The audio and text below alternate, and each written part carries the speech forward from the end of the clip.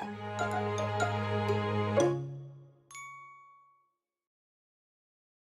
Turtle Bridge Tea. There was once a very fortunate king, Archie began. Not only did he have a vast kingdom to rule, but he had been blessed with 5 healthy sons. Your father, Kevin whispered. Archie raised his eyebrows. No, not my father, he said. Chumong's father. Remember, I am telling the story as someone else. Then he frowned. And do not interrupt. A good story is like a waterfall. Cutting off its flow can lead to an unwelcome silence. Sorry, Kevin said. Archie stared straight ahead for a moment, then continued. 5 healthy sons, yes. But the king was troubled. A fortune-teller had foretold that the youngest son would one day be a great ruler. This was not in the way of things. The king wished for his eldest son to succeed him one day. So the king tried to have this youngest son killed. But each time, friendly beasts came to the baby's aid. In the end, the king let him live closely watched by his guards. The queen was saddened by these events, for she loved all her sons. Because of the king's dislike for the youngest, she tried to give him special love and attention. She saw to it that he received the usual training for a prince in martial arts and archery, and in scholarly pursuits as well. It came to pass that the youngest prince had an extraordinary talent for archery. At 9 years of age, his arrow could find a sparrow hiding in a bush.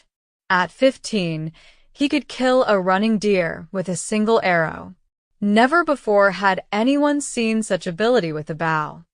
While this skill brought the prince much admiration, it was also to bring about his near doom.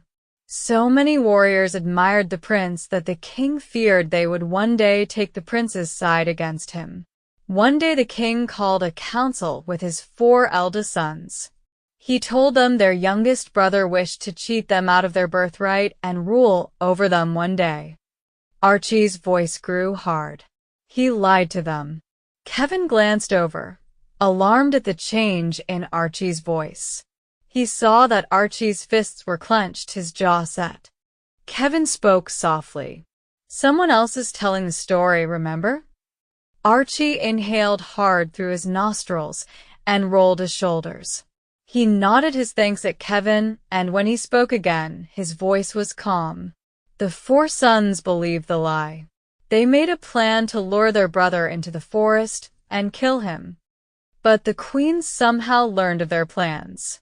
She warned her youngest son and told him he had to flee that very night. He gathered his precious bow and his best arrows and slipped through the palace halls. Archie's voice lowered to a whisper. His eyes were focused on something in front of him, but far away. He's not here anymore, Kevin thought. Not on a city street in Dorchester, he's there, in that palace. It's night, and he's creeping through those dark halls. Still whispering, Archie continued. At the stables, he met a small group of his most loyal friends. He had alerted them in advance, and they were ready with horses and a few supplies. They led the horses out of the stables on foot, quietly. After they were a good distance away, they mounted and rode south, into the forest, toward the wild country where the tribe of the Yemek people lived. So that was what a Yemek was. Chumong and his friends traveled all night. When the sun rose, the group ascended a high spur of rock and looked back. Far down the path they could see a huge cloud of dust caused by the pounding hoofs of many horses. Their escape had been discovered. The brothers were in pursuit, and they had been able to cover ground quickly, with the sun to light their way. Now Archie leaned toward Kevin a little as they walked. Chumong and his friends rode hard, but little by little the brothers and their band of warriors gained ground. At last Chumong came to a wide, wild river. There was no bridge. There was no way to cross. They were trapped. Chumong rode along the river, searching for a narrower, calmer place to ford.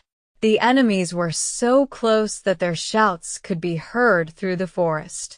Chumong saw the fear in the faces of his friends. "I have brought them here," he said to himself. "They are in danger because of me. It is my responsibility to save them." So saying, he turned to the only things he had left: his bow and arrows, and his faith in them. Kevin's hands were in fists now. Things were about to get bloody. Chumong shot 3 arrows, one by one, not at the enemy, but into the river. Kevin had to press his lips together to keep from bursting out with a question. Why the heck did he do that? What a waste of arrows. As the 3rd arrow entered the river, the water suddenly stopped swirling and foaming. It became completely still, and many dozens of large turtles rose to the surface. They arranged themselves in a wide span, layer upon layer. Their hard shell backs now formed a bridge across the water. Kevin couldn't stop himself. No way. But he snapped his mouth shut quickly, and Archie didn't seem to notice the interruption. Kevin could tell that he was still deep in the story world. Chumong and his party crossed the river safely. As the last hoof of the last horse reached the other side, the turtle bridge broke apart, and the river returned to its raging self. Chumong rode up the bank, then turned to see his brothers stop short at the river, their faces astonished. Neither bridge nor boat-how had Chumong crossed the turbulent water. And that was the last Chumong saw of them, their faces foolish with amazement. They had failed. He was alive. Alive and free. Archie blinked, and his eyes seemed to clear. He looked at Kevin expectantly. It was unbelievable. How could the arrows have signaled the turtles? How could the turtles have known what to do? How could they have supported the weight of horses and riders? Impossible. The impossible things were really adding up today. Still, it was a good story. Wow, Archer. That's amazing. They walked on in silence, Kevin replaying the story in his head. The desperate nighttime ride, the dawn chase, the roiling river. Those 3 arrows disappearing into the foaming rapids. And then the turtles rising to the surface. Kevin didn't realize how long he'd been lost in thought until he saw that they had reached the turnoff for Dorchester State. The street on their left led to the front gate of the university. Kevin went to the right, toward the access road that merged onto Route 104. When they reached the road, Kevin glanced to his left. No pedestrian bridge.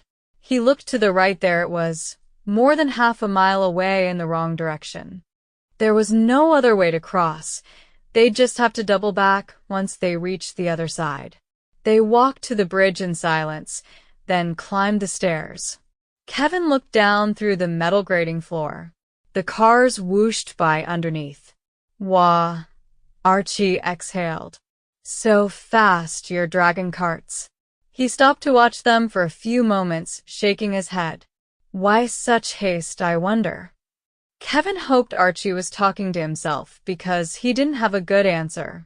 Archie didn't say anything more. Once down the stairs on the other side, they headed for the road that led toward the zoo. Almost there, Kevin thought. And then what? It occurred to him that maybe he should explain to Archie what a zoo was. Did they have zoos back in BC times? Probably not.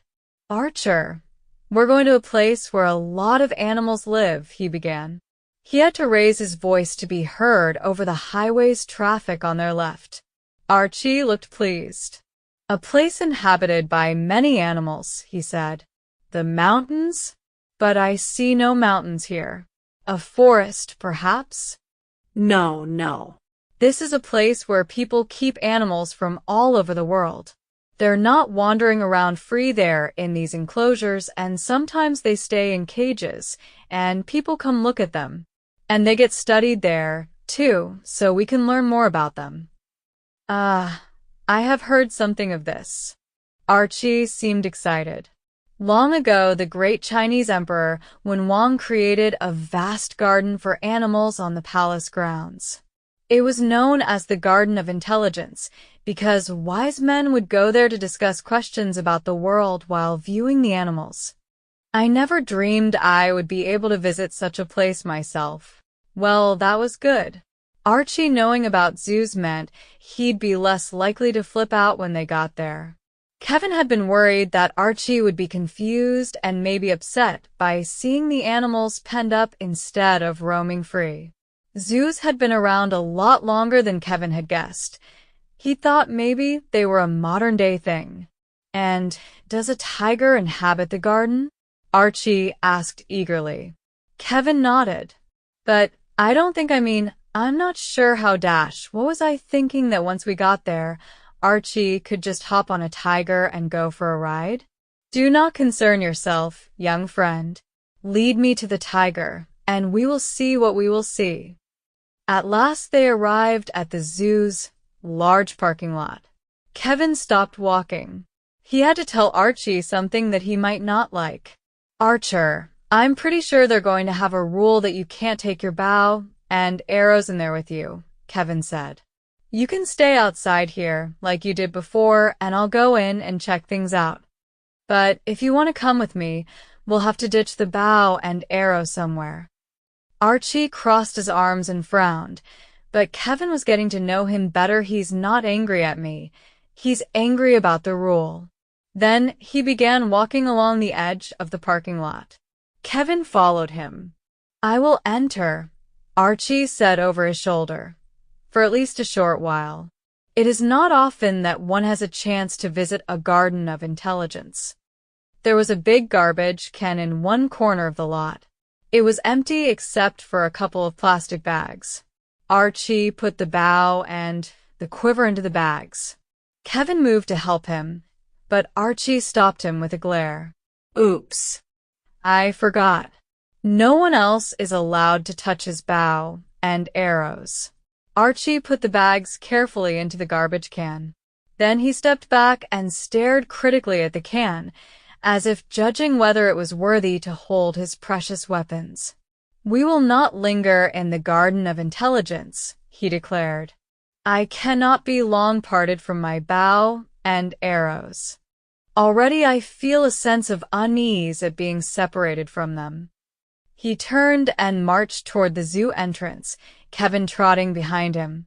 There was no line at the admissions kiosk. Kevin stepped forward and paid for 2 tickets.